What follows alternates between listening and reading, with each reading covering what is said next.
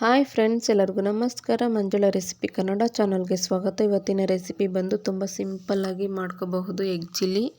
ಯಾವ ರೀತಿ ಮಾಡೋದಂತ ಹೇಳ್ಕೊಡ್ತೀನಿ, ಬನ್ನಿ ನೋಡೋಣ. ಹಾಗೆ ಇನ್ನೂ ಯಾರೆಲ್ಲ ನನ್ನ ಚಾನಲ್ಗೆ ಸಬ್ಸ್ಕ್ರೈಬ್ ಆಗಿಲ್ಲ ಅಂದರೆ ಪ್ಲೀಸ್ ಒಂದು ಸಬ್ಸ್ಕ್ರೈಬ್ ಆಗಿ ಸಪೋರ್ಟ್ ಮಾಡಿ. ಇವಾಗ ಬನ್ನಿ ಹೇಗೆ ಮಾಡೋದು ನೋಡೋಣ. ಮೊದಲು ಮಸಾಲೆ ರುಬ್ಕೊಳ್ಳೋದಕ್ಕೆ 1 ಹಿಡಿಯಾಗಷ್ಟು ಪುದೀನ ಸೊಪ್ಪು, ಸ್ವಲ್ಪ ಕೊತ್ತಂಬರಿ ಸೊಪ್ಪು, ಒಂದು 6 ಹಸಿಮೆಣ್ಸಿನ್ಕಾಯಿ ತೊಗೊಂಡಿದ್ದೀನಿ, 1 ಗಡ್ಡೆ ಬೆಳ್ಳುಳ್ಳಿ, 1 ಮೀಡಿಯಮ್ ಸೈಜ್ ಈರುಳ್ಳಿ, ಸ್ವಲ್ಪ ಶುಂಠಿ ತೊಗೊಂಡಿದ್ದೀನಿ. ಇದನ್ನೆಲ್ಲ ಒಂದು ಮಿಕ್ಸಿ ಜಾರ್ಗೆ ಹಾಕ್ಕೊಂಡು ರುಬ್ಕೊಳ್ತೀನಿ. ಒಂದು ಪಾತ್ರೆಗೆ 4 ಸ್ಪೂನ್ ಆಗೋಷ್ಟು ಎಣ್ಣೆ ಹಾಕ್ಕೊಂಡಿದ್ದೀನಿ. ಎಣ್ಣೆ ಕಾದಾದ ನಂತರ 1 ಮೀಡಿಯಮ್ ಸೈಜ್ದು ಈರುಳ್ಳಿ ಸ್ವಲ್ಪ ದಪ್ಪಕ್ಕೆ ಕಟ್ ಮಾಡಿ ಹಾಕ್ಕೊಳ್ತಾ ಇದ್ದೀನಿ. ಈರುಳ್ಳಿ ಸ್ವಲ್ಪ ಕಲರ್ ಚೇಂಜ್ ಆಗೋವರೆಗೂ ಫ್ರೈ ಮಾಡ್ಕೊಳ್ತೀನಿ. ಇವಾಗ ಇದಕ್ಕೆ 1 ಕ್ಯಾಪ್ಸಿಕಮ್ಮು, 1 ಟೊಮೊಟೊ ಹಾಕ್ಕೊಳ್ತಾ ಇದ್ದೀನಿ. ಈ ಎಗ್ ಚಿಲ್ಲಿಗೆ ಕ್ಯಾಪ್ಸಿಕಮ್ ಹಾಕೋದ್ರಿಂದ ತುಂಬಾ ಚೆನ್ನಾಗಿರುತ್ತೆ. ಇವಾಗ ಇದಕ್ಕೆ ರುಬ್ಬಿಟ್ಕೊಂಡಿರೋ ಮಸಾಲೆ ಹಾಕ್ಕೊಳ್ತಾ ಇದ್ದೀನಿ. ಹಸಿ ಮಸಾಲೆ ರುಬ್ಕೊಂಡಿರೋದ್ರಿಂದ ಹಸಿ ವಾಸನೆ ಹೋಗೋ ತನಕ ಎಣ್ಣೆಯಲ್ಲಿ ಚೆನ್ನಾಗಿ ಫ್ರೈ ಮಾಡ್ಕೋಬೇಕು. ಇವಾಗ ಇದಕ್ಕೆ ರುಚಿಗೆ ಎಷ್ಟು ಬೇಕೋ ಅಷ್ಟು ಉಪ್ಪು ಸೇರಿಸ್ಕೊಳ್ತಾ ಇದ್ದೀನಿ.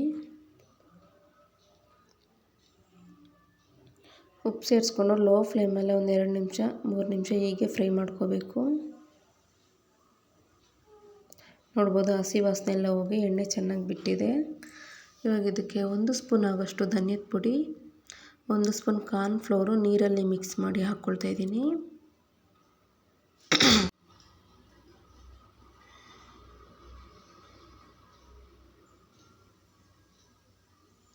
ಇವಾಗ ಇದಕ್ಕೆ ಎಷ್ಟು ಬೇಕಷ್ಟು ನೀರು ಸೇರಿಸ್ಕೊಳ್ತಾ ಇದ್ದೀನಿ.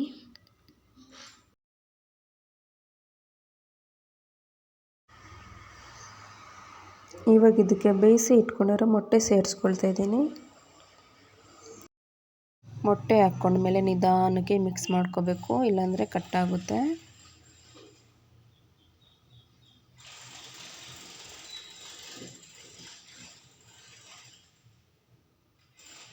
ಮಿಕ್ಸ್ ಮಾಡಿ ಆದಮೇಲೆ ಒಂದು 2 ನಿಮಿಷ ಪ್ಲೇಟ್ ಮುಚ್ಚಿ ಬೇಯಿಸ್ಕೊಳ್ತೀನಿ ಲೋ ಫ್ಲೇಮಲ್ಲಿ.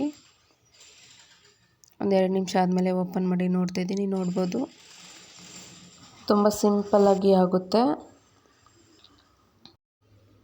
ಮುದ್ದೆಗಂತೂ ತುಂಬಾ ಚೆನ್ನಾಗಿರುತ್ತೆ. ಪರೋಟ, ಪೂರಿ, ಚಪಾತಿಗೂ ಕೂಡ ಚೆನ್ನಾಗಿರುತ್ತೆ.